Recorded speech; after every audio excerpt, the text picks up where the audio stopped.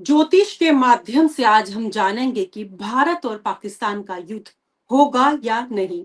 दो टूक शब्दों में आज हम बात करेंगे देश के जाने माने ज्योतिष आचार्य सिद्धार्थ सहगल जी से। जानेंगे देश के हालातों को लेकर। सिद्धार्थ सहगल जी नमस्कार, स्वागत है आपका। जी जी नमस्कार। जी, मेरा जो आज का पहला सवाल वो ये है कि कश्मीर में हालिया घटनाओं के बाद क्या आपको लगता है कि भारत और पाकिस्तान के बीच युद्ध की संभावना बन रही है, जिस तरीके से चारों ओर मीडिया बता रहा है? मैं तो जाहिर है ज्योतिषीय ग्रह नक्षत्रों के अनुसार उत्तर दूंगा आपको। जी। वर्तमान में 2025 में ग्रहों की जो स्थिति है, हम्म। वार होगी भारत पाकिस्तान के बीच या नहीं होगी, इसे समझने के लिए हमें 1965 के युद्ध के समय की स्थिति, 1971 भारत पाकिस्तान के युद्ध के समय ग्रहों की स्थिति और 1999 कारगिल वार जो हुई थी वो भी भारत पाकिस्तान युद्ध ही था प्राय। जी। उस समय के ग्रहों की स्थिति को थोड़ा मैं बताना चाहता हूं दर्शकों को, ताकि जी। वो वर्तमान समय में जो स्थिति है उससे वो मैच करके समझ सके कि क्या हो सकता है, नहीं हो सकता है। हम्म। तो 1965 के युद्ध के समय शनि थे कुंभ राशि में और राहु वृष राशि में थे, क्योंकि शनि, राहु, केतु, मंगल, विशेष करके युद्ध का कारक, गुरु, ये जो बड़े ग्रह हैं इनकी प्लेसमेंट ज्यादा मायने रखती है। मंगल, वृश्चिक, केतु एक साथ थे, यानी मंगल वृश्चिक राशि में थे केतु के साथ, जो आक्रामकता बढ़ा रहे थे 1965 के युद्ध के समय भारत पाकिस्तान के। जी। और गुरु मिथुन राशि में थे, हम्म। बृहस्पति थे मिथुन राशि में। अब एक सेकंड के लिए दिमाग में रख लें सुनते वक्त कि गुरु मिथुन राशि में 14 मई 2025 को आने वाले हैं। तो सिर्फ एक ग्रह की मैचिंग उस वक्त के 65 के युद्ध के समय के साथ हो रही है। अब देखिए 1971 के युद्ध के समय ग्रहों की क्या स्थिति थी। देखिए 65 से अब 71 में कोई मेल नहीं है। शनि वृष राशि में था और केतु कर्क राशि में थे और राहु जाहिर है मकर में थे। मंगल मकर में उच्च के थे, तो मंगल और राहु का प्रभाव मकर राशि में एक साथ अंगारक योग बना रहा था, जो बड़ा युद्ध और निर्णायक जीत उस वक्त जो हुई। मंगल और राहु का योग जो होता है वो अंगारक योग कहते हैं। अंगारक का योग का मतलब है अग्नि योग। तो जो विस्फोट होता है ओके। ना, किसी भी प्रकार का, ठीक किसी है। भी प्रकार का विस्फोट जो होता है वो मंगल राहु के कॉम्बिनेशन की वजह से होता है। आप समझ लीजिए कि छोटे स्तर पे अगर बताऊं तो एक मैचिस जो आपके हाथ में है और एक तरफ जो मैचिस का जो लगा होता है मसाला, जिस पे रगड़ते हैं तो वो जी। जलता है, तो मसाला स्पार्क। जो है मैचिस, हाँ, ये मैचिस में लगा हुआ मसाला और माचिस की तीली में लगा हुआ मसाला, ये दोनों मंगल हैं। ये दोनों मंगल हैं। अब माचिस की तीली जब उस पर रगड़ मारती है तो स्पार्क होता है और मैचिस जल उठती है। वो राहु है जो जल उठता है अचानक। तो मंगल राहु का एक साथ प्रभाव बड़ा खतरनाक होता है। अंगारक योग भी कुंडली में जिसके होता है उसका गुस्सा बहुत तेज होता है। और युद्ध की स्थिति में अगर देखें तो मंगल राहु की पोजीशन, वो भी मंगल की उच्च के मंगल की मकर में, सेनाएं या युद्ध की मानसिकता, ये सारी चीजें काफी टॉप स्थिति में होती है, माने मजबूत स्थिति में होती है। और भारत की चार्ट में भी दशा महादशा में युद्ध और विजय को सपोर्ट कर रही थी।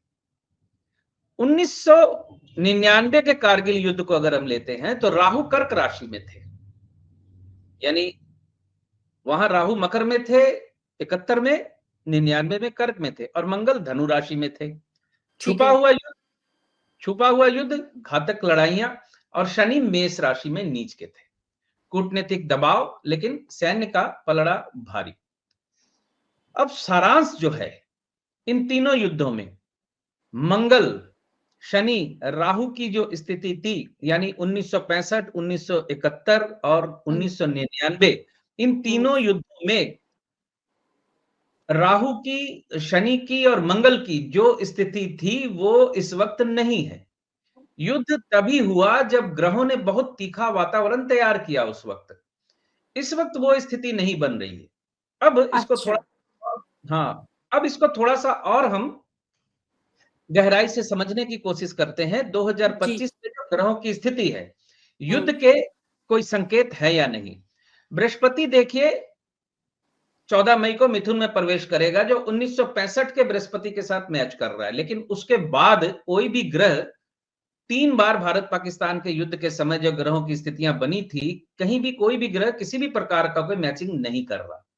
हालांकि अभी इसको और समझने की जरूरत है। शनि है मीन राशि में, भावनाओं की राजनीति का समय है ये, और राहु मीन राशि में है अभी 14 मई तक, 18 मई तक। ठीक है। राहु चला जाएगा इसके बाद कुंभ में, और केतु आ जाएंगे सिंह में। ठीक है। यानी अभी तक जो मैंने बताया, जो अभी तक जो स्थितियां नहीं दिख रही हैं, अब आगे थोड़ी सी स्थितियां खराब हो रही हैं। कैसे हो रही हैं इसे समझे। मंगल देखिए, जब युद्ध की 1971 वाला युद्ध था, मंगल उच्च राशि में था, इस वक्त मंगल कर्क राशि में नीच का है। तो मंगल जब नीच का होता है तो सेनाएं कमजोर होती हैं, युद्ध करने की मानसिकता कमजोर होती है, और नीच का मंगल जो है नेगेटिव होता है, एक्चुअली पॉजिटिव नहीं होता। ठीक है। तो इस वक्त क्या हो रहा है, कर्क से 7 जून को सिंह राशि में आ रहे हैं मंगल, और केतु वहां पहले से उपस्थित होंगे। अब वहां मंगल पे राहु की दृष्टि पड़ रही है। हालांकि दृष्टि को अंगारक योग नहीं बताते। वहां मैंने इसके पहले मैचिस तीली और इसका जो उदाहरण दिया ना, अब इस उदाहरण को दोबारा रिपीट करूंगा बड़ा हल्के से। मंगल और राहु का योग जो होता है वो विस्फोट का योग होता है, और मंगल केतु का योग जो होता है वो किसी भी बम के, किसी भी पटाखे के फुस हो जाने का योग होता है।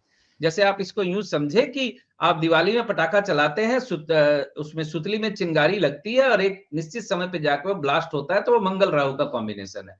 और आप दिवाली का पटाखा चलाते हैं, सुतली में आग लगाते हैं, सुतली जलती है सुरसुर करके, और आखिर में जाके वो फुस हो जाती है, पटाखा फटता नहीं है। वो मंगल केतु का योग है। तो यहां तक इशारा यही है कि युद्ध एक्सेलरेट बहुत बड़े पैमाने पे होता नजर नहीं आ रहा, जो भी कंडीशन अभी बन रही है।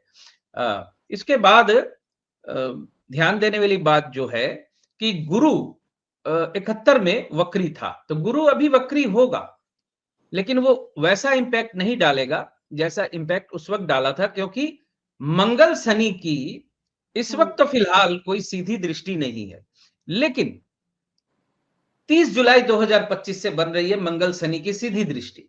तो मंगल शनि की जो सीधी दृष्टि है युद्ध को एक्सेलरेट कर रही है थोड़ा सा। तो यहां मूल निष्कर्ष जो है, आपको मैं मतलब क्लियर आपको बोलना चाहता हूं कि छोटी मोटी झड़पें, एक स्मॉल स्केल युद्ध, छोटा सा बॉर्डर पे कहीं झड़प हुई, कुछ गोलियां चल गई, और कहीं छोटी मोटी घटनाएं घटी, हो सकता है कि सर्जिकल स्ट्राइक जैसा फिर कोई छोटा मोटा कदम भारत के तरफ से उठा लिया जाए, लेकिन 2025 में ग्रहों का वैसा योग जैसा युद्ध काल में बनता है वो नहीं बन रहा। इसका मतलब है फुल स्केल वार की संभावना ज्योतिषीय दृष्टि से बहुत कम है। सीमावर्ती तनाव हो सकते हैं, सर्जिकल ऑपरेशन हो सकते हैं, क्योंकि एक चिंता की छोटी सी विषय है कि नवंबर 2025 को भारतवर्ष की कुंडली में मंगल की महादशा शुरू होने वाली है। अच्छा। अगले 7 वर्षों के लिए। अब ये मंगल की महादशा जो है भारतवर्ष में तनाव बढ़ा सकती है, लेकिन तनाव बढ़ाने की बातें जो मैं आपको बता रहा हूं ज्योतिषी दृष्टि से, और साथ ही जो शनि मंगल के कॉम्बिनेशन की बात कर रहा हूं, इन सारी स्थितियों के बावजूद फुल स्केल वार होने के योग नहीं है। ये मेरा बिल्कुल विशुद्ध आकलन है कि भारत पाकिस्तान के बीच फुल स्केल वार नहीं होगा। मतलब कुल मिलाकर आप कह रहे हैं कि झड़पें हो सकती हैं, छोटी मोटी सर्जिकल स्ट्राइक हो सकती है, लेकिन युद्ध होने की संभावना नहीं है। नहीं। चलिए यहाँ एक छोटी सी बात और बता देना चाहता हूं, ये ज्योतिषीय बात नहीं है जो मैं बताने जा रहा हूं। देखिए, भारत और पाकिस्तान दोनों जो है परमाणु शक्तिधर देश है जी। अब 2 परमाणु शक्तिधर देश यूं ही मीडिया की न्यूज से और छोटी मोटी बातों से युद्ध में नहीं कूद पड़ते। इस वक्त विश्व जो है ग्लोबल विलेज है। चाइना का कितना इन्वेस्टमेंट है भारतवर्ष में, और बिजनेस की दृष्टि से अगर देखते हुए जाए तो ये फुल स्केल वार अगर भारत पाकिस्तान में होती है तो चीन को नुकसान होगा, अमेरिका को नुकसान होगा। ये सारी बातें इस तरह की है। जब भी दो परमाणु संपन्न देश युद्ध के लिए तैयारी करने लगते हैं तो फिर बड़े देश जो है हस्तक्षेप करते हैं। आपको अगर याद हो, मैं रिमाइंड करवाना चाहता हूं कि अटल बिहारी वाजपेयी जी के समय, मुझे वो घटना याद नहीं कि किस घटना की वजह से ये शुरुआत हुई थी, हम्म पूरी मिलिट्री पाकिस्तान के बॉर्डर की हम्म तरफ चल पड़ी थी। हम्म, अच्छा।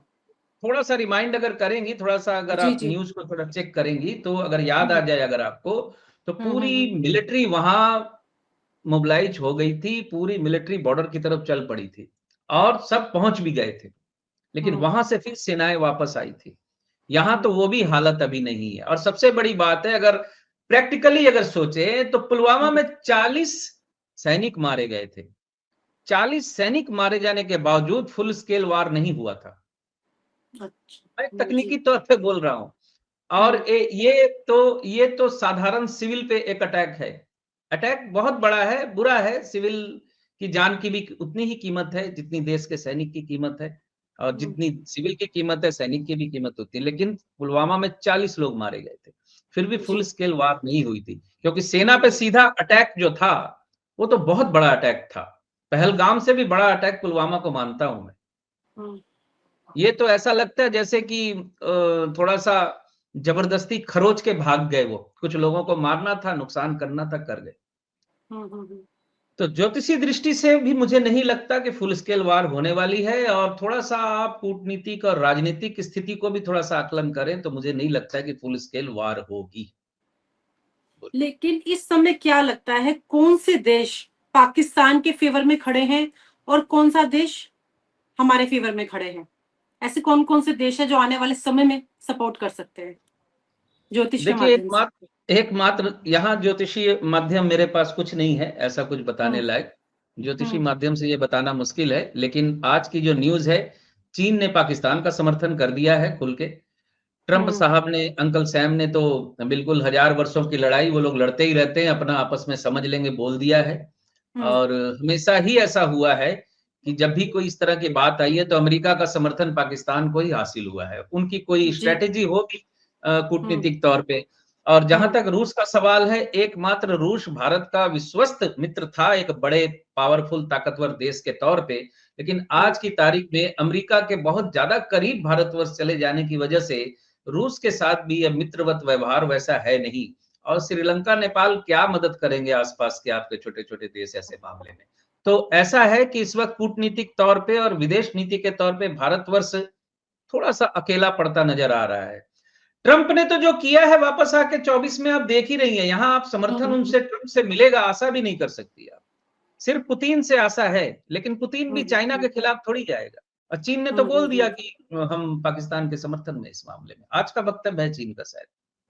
तो हम्म, ये भी कारण है कि फुल स्केल वार होने वाला नहीं है। जो वार मॉन्गरिंग कर रहे हैं, सोच रहे हैं, और या जिन्होंने युद्ध देखा नहीं है, या जिन्होंने हम्म, छोटे मोटे झगड़े भी ठीक से नहीं देखे हैं, वो ड्राइंग रूम में बैठ के बातें करते हैं।